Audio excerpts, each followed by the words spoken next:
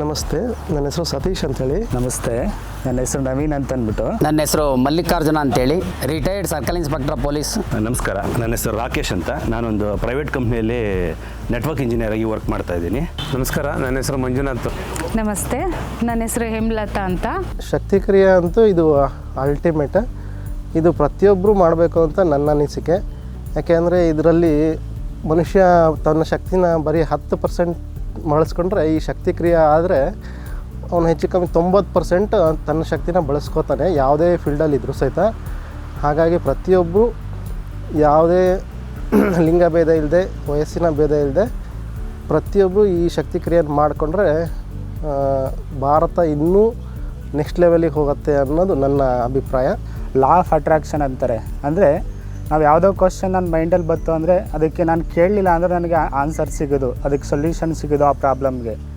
ಆಮೇಲೆ ಯಾವ್ದಾದ್ರು ಒಬ್ಬ ವ್ಯಕ್ತಿ ಬಗ್ಗೆ ಯೋಚನೆ ಮಾಡಿದ್ರೆ ಅವರಾಗೆ ಕನೆಕ್ಟ್ ಆಗೋದು, ಅವ್ರ ಜೊತೆ ಮಾತಾಡೋದು, ಅಥವಾ ನಾನು ಏನೋ ತಿನ್ನಬೇಕಂದ್ರೆ ಆ ಥರ ಊಟ ಆಗಲಿ ಅಥವಾ ಬೇರೆ ಏನೋ ಆ ಥರ ಎಲ್ಲ ಆಗೋಕ್ಕೋಗ್ತು. ಈ ಶಕ್ತಿ ಕ್ರಿಯೆನೆಲ್ಲ ಇಷ್ಟೊಂದು ಇದೆಯಲ್ಲ, ಇನ್ನು ಕುಂಡಲಿ ದೀಕ್ಷೆ ತಗೊಂಡ್ರೆ ಇನ್ನೆಷ್ಟಿರುತ್ತೆ ಅಂದ್ಬಿಟ್ಟು ನಾನು ದೀಕ್ಷೆಗೆ ಬಂದಿದ್ದೀನಿ. ಬಟ್ ಈ ದೀಕ್ಷೆನಲ್ಲಿ ಗುರುಗಳು ಒಂದು ಕಿಡಿ ಕೊಡ್ತಾರಂತೆ. ಅಂದರೆ ನಮ್ಮ ಕರ್ತವ್ಯ ಏನು ಅಂದರೆ ಆ ಕಿಡಿನ ದೊಡ್ಡ ಬೆಳಕಾಗಿ ಮಾಡೋದು, ಒಂದು ದೀಪವಾಗಿ ಮಾಡೋದು.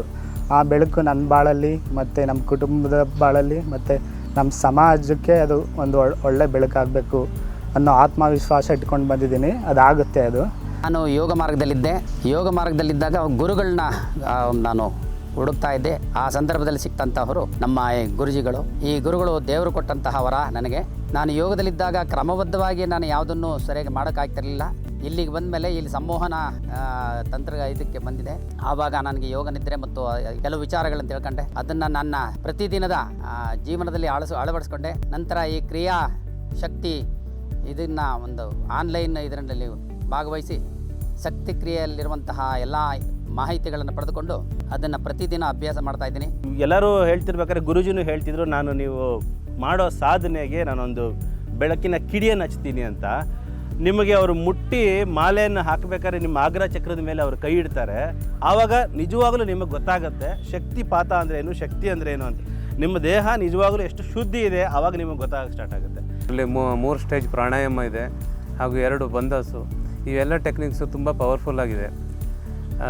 ಬೆಳಗ್ಗೆ ನಾವು ಶಕ್ತಿ ಕ್ರಿಯೆ ಮಾಡಿದರೆ ರಾತ್ರಿ 10 ಗಂಟೆವರೆಗೂ ಸೇಮ್ ಎನರ್ಜಿ ಲೆವೆಲ್ಲು ಅನುಭವಕ್ಕೆ ಬಂದಿದೆ.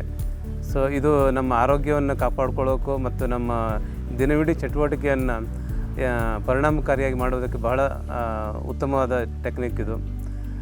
ಶ್ರೀರಾಮ ಗುರುಗಳು ಈ ವಿದ್ಯೆ ಅನ್ನೋದು ಬಹಳ ಅದ್ಭುತವಾಗಿ ನಮಗೆ ಹೇಳ್ಕೊಟ್ಟಿದ್ದಾರೆ. ಇವತ್ತು ದೀಕ್ಷೆ ತಗೊಂಡಿದ್ದೀವಿ. ಶ್ರೀರಾಮ ಗುರುಗಳು ನಮಗೆ ಸಿಕ್ಕಿದ್ದು ಪುಣ್ಯ ಅನಿಸ್ತಾ ಇದೆ.